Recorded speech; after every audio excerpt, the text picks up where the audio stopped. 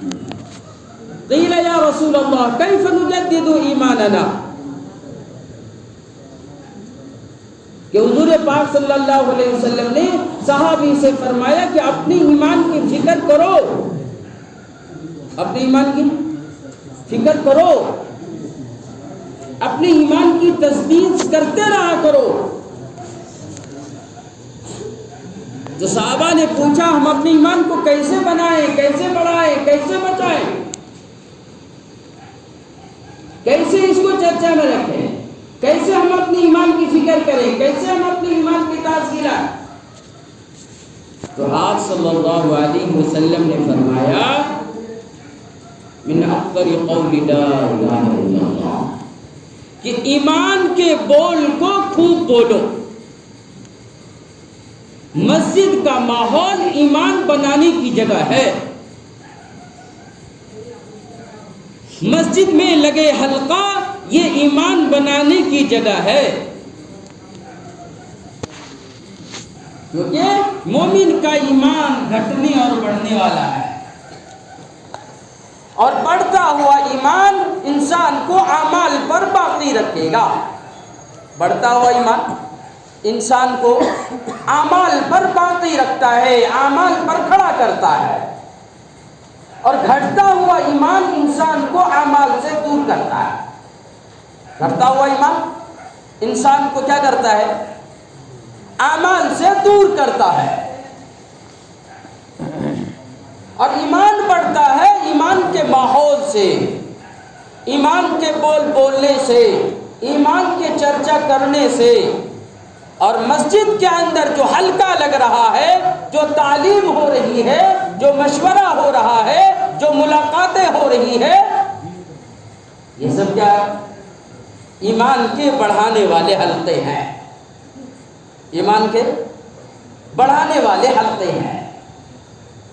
کیونکہ ایمان کو بولا جاتا ہے، ایمان کو کہا جاتا ہے، ایمان کا چرچا کیا جاتا ہے، اور یہ ایمان بڑھانے کا ذریعہ۔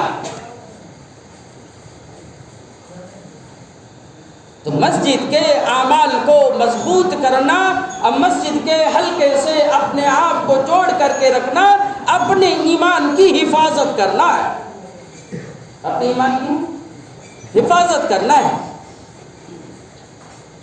اگر ہم نے اس حلقے کو چھوڑ دیا تو یہ ہوگا کہ ہم اپنے ایمان کی حفاظت کرنا چھوڑ دیا، اپنے ایمان کی حفاظت کرنا چھوڑ دیا۔ اور جس کا کوئی محافظ نہ ہو، جس کا کوئی محافظ نہ ہو، تو اس کی بقا اور اس کا باقی رہنا کوئی یقینی بات نہیں ہو سکتی۔ جی ہم اپنی کھیت کی، زمین کی، جائیداد کے رکھوالا ہے، دیکھ والا ہے، تو وہ محفوظ ہے۔ کھیتی باڑی کی دیکھ بھال کرتے ہیں تو نفع دینے والی چیز آتی ہے نا، ہر چیز محنت سے باقی رہتی ہے، ہر چیز محنت سے باقی رہتی ہے، اور محنت سے باقی رہنے والی چیز جو باقی ہے اس سے ہم کو نفع ملے گا، نفع ملے گا۔ جب اس پر میری صلاحیت، میری محنت، میری کوشش، میری فکر جب اس سے لگے گی تو وہ چیز محفوظ بھی رہے گی اور اس سے ہم کو نفع بھی ملے گا۔ اور محنت چھوٹے گی، فکر چھوٹے گی، اور ہمارا جو ہے جب محنت اس پر اور ہماری صلاحیت لگنا جب بند ہو جائے گی تو وہ چیز ضائع ہو جائے گی۔ انسان جب تک کھیتی پر محنت کرتا رہتا ہے، محنت کرتا رہتا ہے، تو تب تک نفع دینے والی چیز کو حاصل کرتا رہتا ہے۔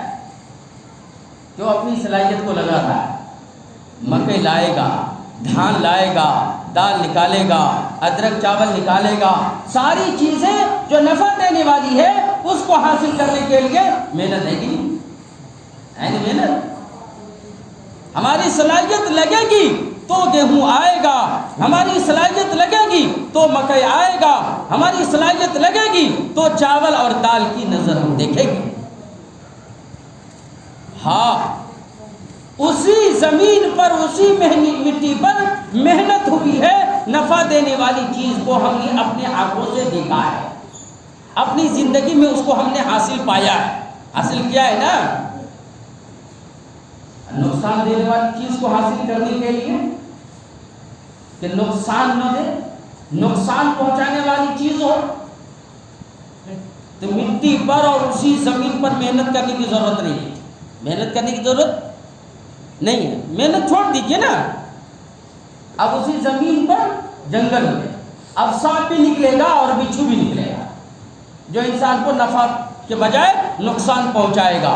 اسی زمین پر جب تک محنت ہو رہی تھی تو سارے نفع دینے والی چیز ہم اپنی نظروں سے دیکھ رہے تھے، اپنی زندگی میں حاصل پا رہے تھے، اور جب نقصان دینے والی چیز کی باری آئی ہے تو محنت کا چھوڑنا ہے، کچھ نہیں کرنا۔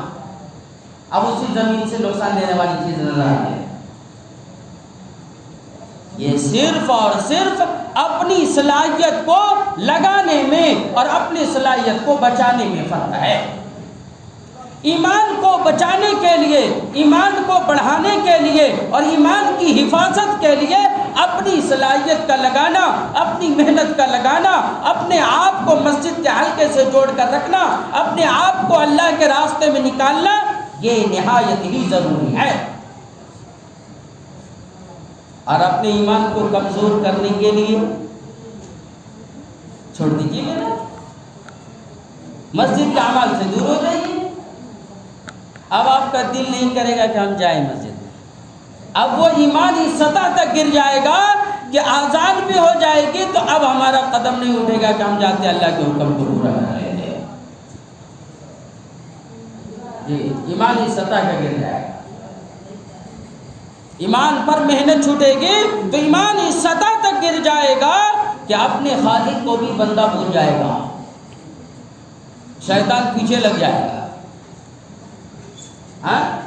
جب ایمان کی محنت چھوٹتی ہے تو دنیا کی محبت رچ اور بس جاتی ہے،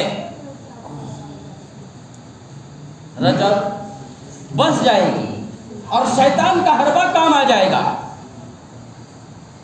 دنیا کی تمنائیں اس میں آئے گی۔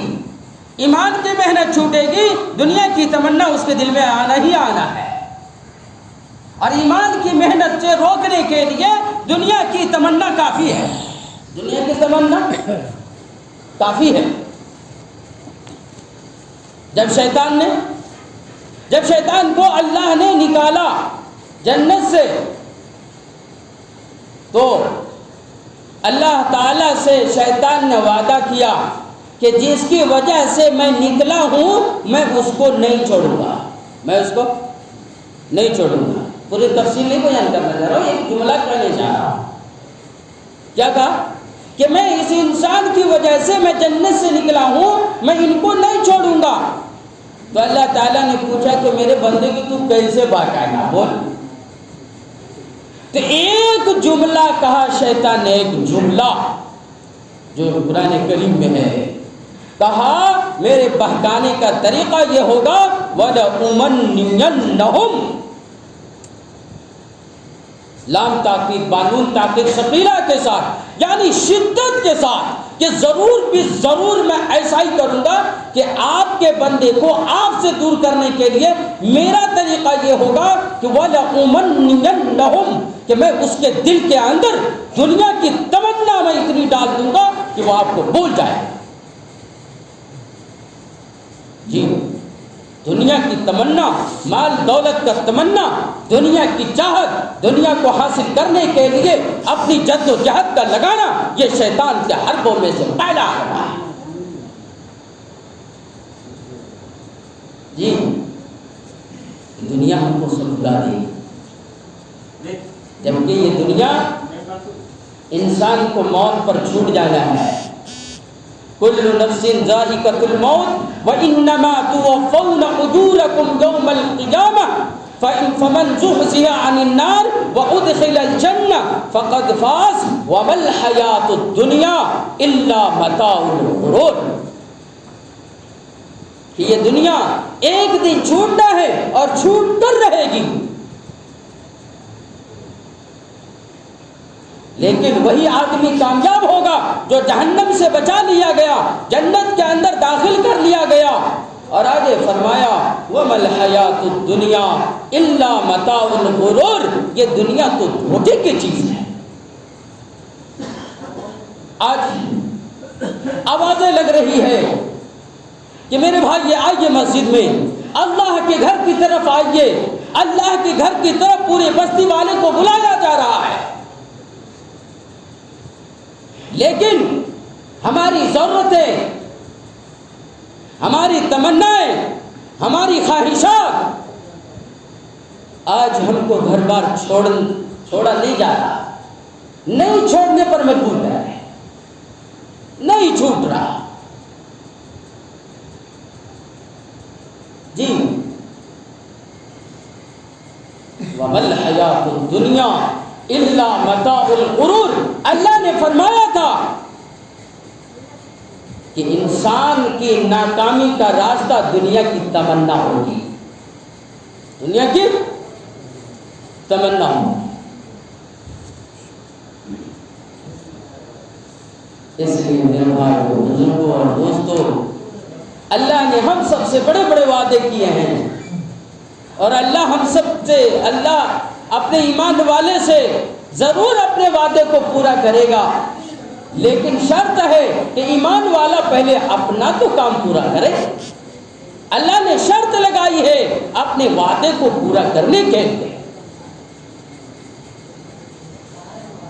کیا وعدہ کیا اللہ نے؟ وَلَوْ أَنَّ أَهْلَ الْقُرَىٰ آمَنُوا وَاتَّقَوْا لَفَتَحْنَا عَلَيْهِمْ بَرَكَاتٍ مِّنَ السَّمَاءِ وَالْأَرْضِ، کہ اگر بستی والے، گاؤں والے، شہر والے، قریہ والے ایمان کے ساتھ عمل پر آ جائے، ایمان کے ساتھ عمل پر آ جائے، تو اللہ تعالیٰ وعدہ کرتا ہے کہ میں آسمان کو بھی کھولوں گا، زمین کو بھی پھاڑوں گا، تیری زندگی میں برکتیں ہی برکتیں ہوں گی، تیری ہدایت کا راستہ اللہ نے قرآن دیا ہے، زندگی گزارنے کی راہ قرآن کھول رہا ہے، نبی پاک صلی اللہ علیہ وسلم کی سیرتیں کھل رہی ہے۔ جو اس پر آئے گا، اللہ کے حکم کو پورا کرے گا، ایمان اعمال پر جب بندہ آئے گا تو اللہ تعالیٰ زندگی کے اندر خوشحالی دے گا، اور دیا ہے اور دیتا رہے گا۔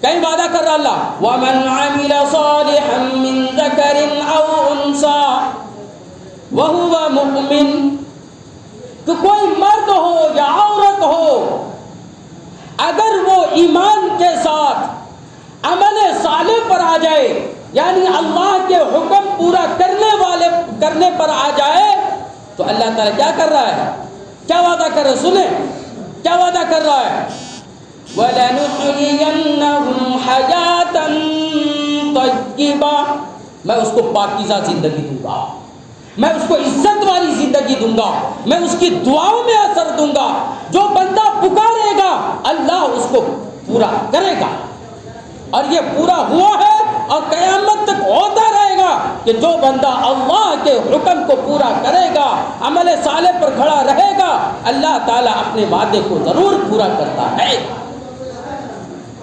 جنگ بدر میں صرف 313 ہے، 313۔ ایک مرتبہ دھیان دیجیے ادھر، تھوڑا سا جنگ بدر میں صرف مسلمانوں کی تعداد کتنی ہے؟ 313، بولے کتنے ہیں؟ صرف 313 ہے، اور جمعیت کے ساتھ اور اجتماعیت کے ساتھ اور پورے مسلمان جو صرف اور صرف 313 ہے، جب ہاتھ اٹھتا ہے اللہ کی مدد چاہتا ہے تو اللہ تعالیٰ 5000 فرشتے کو بھیجتا ہے مدد کرنے کے لیے۔ صرف 313 ہاتھ اٹھے۔ آج 200 کروڑ مسلمان ہیں دنیا کے اندر۔ کتنے ہیں؟ کہیے 200 کروڑ۔ اور رمضان گزرا ہے، لاکھوں ایسے مسلمان ہوں گے کہ جس کا ہاتھ شب قدر میں، رمضان کے مہینے میں اللہ کے سامنے اٹھا ہوگا یا نہیں اٹھا ہوگا؟ بتائیے، نہیں اٹھا ہوگا، نہیں اٹھا ہوگا جی۔ لاکھوں مسلمان رمضان کا مہینہ ہو اور شب قدر کی رات ہو کہ جس رات میں اللہ بندے کی دعا کو رد نہیں کرتا، ایسی رات میں، ایسے مہینے میں لاکھوں ہاتھ اللہ کے سامنے اٹھے ہیں اور وہ اللہ سے عزت کی زندگی مانگے ہوں گے، ہدایت طلب کیے ہوں گے، اللہ اپنے وعدے کو پورا کیوں نہیں کیا؟ 313 ہاتھ اٹھے تو 5000 فرشتے مدد کے لیے اترے ہیں، 5000 فرشتے مدد کے لیے اترے ہیں۔ آج لاکھوں ہاتھ اٹھے ہیں، مسلمان کی ذلت عزت میں کیوں نہیں بدلی؟ آج مسلمان ذلیل و خوار کیوں ہیں؟ ذلت کے خائیوں میں کیوں ہیں؟ آج مسلمان ہر طرف سے دھکے دیے جا رہے ہیں، گاجر مولی سمجھے جا رہے ہیں، پریشان کیے جا رہے ہیں، عزت و ذلت کی کوئی ٹھکانہ باقی نہیں ہے۔ میرے بھائیو، بزرگوں، دوستو، وہی اللہ جو صحابہ کے دور میں تھا، جو 313 کو سن رہے تھے، آج لاکھوں مسلمان کا بھی وہی خدا سن رہا ہے، لیکن اثر باقی نہیں رہا۔ اس کی بتاؤ وجہ کہ 313 پر کیوں اترا تھا اور آج کیوں نہیں اتر رہا ہے؟ کیوں اللہ کی مدد اتر نہیں رہی ہے؟ اس کی واحد وجہ یہ ہے کہ جب 313 کے صحابہ کے ہاتھ اٹھے تھے، اس وقت جمعیت تھی، اتحاد تھا، اتفاق تھا، سب ایک پلیٹ فارم تھے، سب ایک ہی جگہ تھے، سب کی نیت صاف تھی، سب ایک جٹ ہو کر کے اللہ کے سامنے ہاتھ اٹھائے تھے، اور 313 ہی مسلمان تھے، 313 کا سب ہاتھ اٹھا ہوا تھا۔ آج لاکھوں مسلمان ہیں، کروڑوں ہیں، بکھرے ہوئے ہیں۔ کیا ہے؟ ایک بستی کو ہم نہیں جوڑ پا رہے ہیں، ایک بستی کو ہم جمعیت اور اتحاد اور اتفاق پہ نہیں لا پا رہے ہیں، ایک آواز پر ایک بستی والے جمع نہیں ہو پا رہے ہیں، تو بتائیے پوری دنیا کے مسلمانوں کو جوڑنا کتنا مشکل ہو گیا۔ جمعیت پر اور جماعت پر اللہ کا ہاتھ ہے۔ اللہ ہم سب کے محتاج نہیں ہے، کسی کا محتاج نہیں ہے، دین کا محتاج اللہ نہیں ہے، ہم سب کے دین کے محتاج ہے کہ ہم محنت کریں گے تو اللہ کا دین باقی رہے گا، اور نہیں کریں گے تو اللہ کا دین باقی نہیں رہے گا۔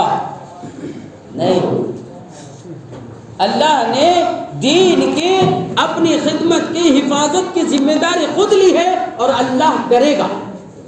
جب حضور پاک صلی اللہ علیہ وسلم کے دادا ابو عبد المطلب نے اپنا ہاتھ اٹھا لیا کہ جس کا گھر ہے وہ حفاظت کرے گا، تو اللہ نے انسانیت کی سہارا نہیں لیا، بلکہ پرندہ کو بھیجا کہ میرا گھر ہے، میری حفاظت کی ذمہ داری اگر سونپی گئی ہے، میں حفاظت کر کے بتاتا ہوں، اور اللہ نے حفاظت کروایا۔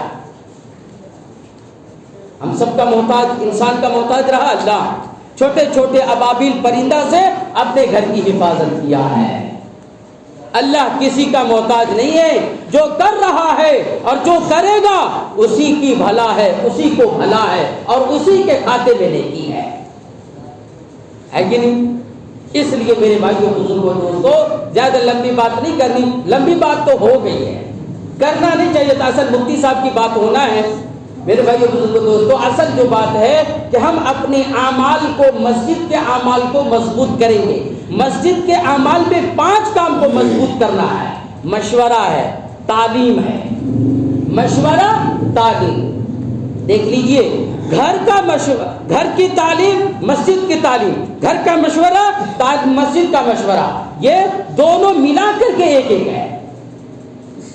اگر ہم چاہتے ہیں کہ ہمارے گھر کے اندر اور ہماری بستی کے اندر مشورہ ہو رہا ہے، تو گھر میں بھی ہو اور مسجد کے اندر بھی ہو، گھر میں بھی تعلیم ہو، مسجد میں بھی تعلیم ہو، تب کہا جائے گا کہ آپ کی بستی میں تعلیم ہو، کیونکہ دونوں مل کر کے ایک ہے، دونوں مل کر کے ایک ہے۔ گھر کا تعلیم اور مسجد کا تعلیم ملا کر کے ایک تعلیم ہے، گھر کا مشورہ اور مسجد کا مشورہ ملا کر کے ایک مشورہ ہے۔ ملاقات ہے، ملاقات ہے، یہ دو کام ہوں، ایک تو تعلیم پابندی سے کرنا ہے اور ہم سب کو بیٹھنا ہے، دوسرا مشورہ، تعلیم کے بعد جو وقت طے ہو اس میں مشورہ کرنا ہے، تیسرا کام یہ ہے ملاقات، ملاقات کو جوڑی بنا کر کے ملاقات کرنی ہے، چوتھا کام یہ ہے ہفتے کا گشت ہے، 3 کام روزانہ ہے، مشورہ، تعلیم اور ملاقات، ہفتہ میں 1 دن گشت طے کرنا ہے۔